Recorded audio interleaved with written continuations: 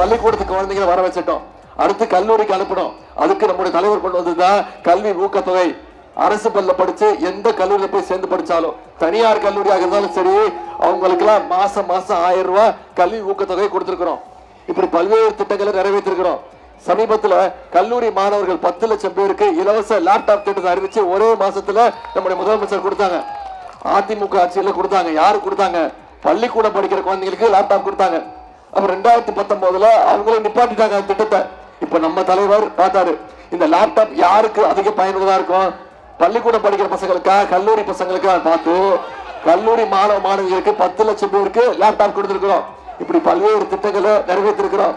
உதாரணத்திற்கு கலைஞர் மகளிர் உரிமை தொகை 1,31,00,000 மகளிருக்கு மாசம் மாசம் 1000 ரூபாய் நம்முடைய தலைவர் அவர்கள் உரிமை தொகையா கொடுக்கிறாரு. அந்த திட்டத்தை எப்படியாவது தேர்தலை காரணம் காட்டி 3 மாசத்துக்கு நிப்பாட்டணும்னு அதிமுகவும் பாஜகவும் முயற்சி பண்ணாங்க. நம்முடைய தலைவர் என்ன பண்ணாரு? நான் 1000 ரூபாய் கொடுக்கறது நிப்பாட்டுறியா? வா, இப்ப நான் 5000 ரூபாய் கொடுக்கறேன், நீ எப்படி நிப்பாட்டுற பாக்குறேன்னு கொடுத்தாரா இல்லையா? பிப்ரவரி மாசம், மார்ச் மாசம், ஏப்ரல் மாசம் 3 மாசத்துக்கு சேர்த்து 3000, கோடை கால சிறப்பு நிதி 2000, 5000 ரூபாய் நம்முடைய முதலமைச்சர் 1,31,00,000 மகளிருக்கு, 1,31,00,000 குடும்பங்களுக்கு நம்முடைய முதலமைச்சர் ஒரே பேமெண்டா கொடுத்தாரு.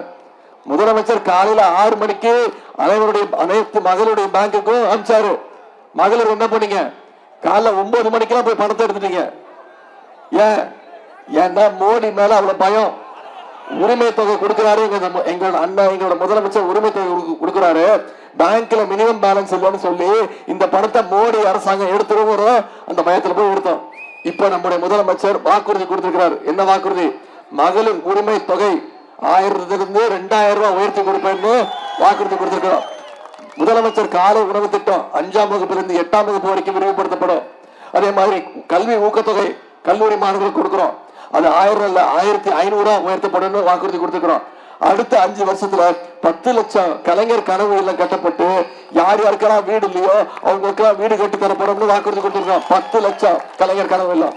அதே மாதிரி மகளிர் சுய கொடுக்க 5 லட்சம் வரைக்கும் லோன் கொடுப்போம். அதே மாதிரி லேப்டாப்கள் அடுத்த 5 வருஷத்துல 35 லட்சம் மாணவ மாணவிகளுக்கு, கல்லூரி மாணவ மாணவிகள் அத்தனை பேருக்கும் இலவச லேப்டாப் கொடுப்போம்னு வாக்குறுதி கொடுத்திருக்கிறோம்.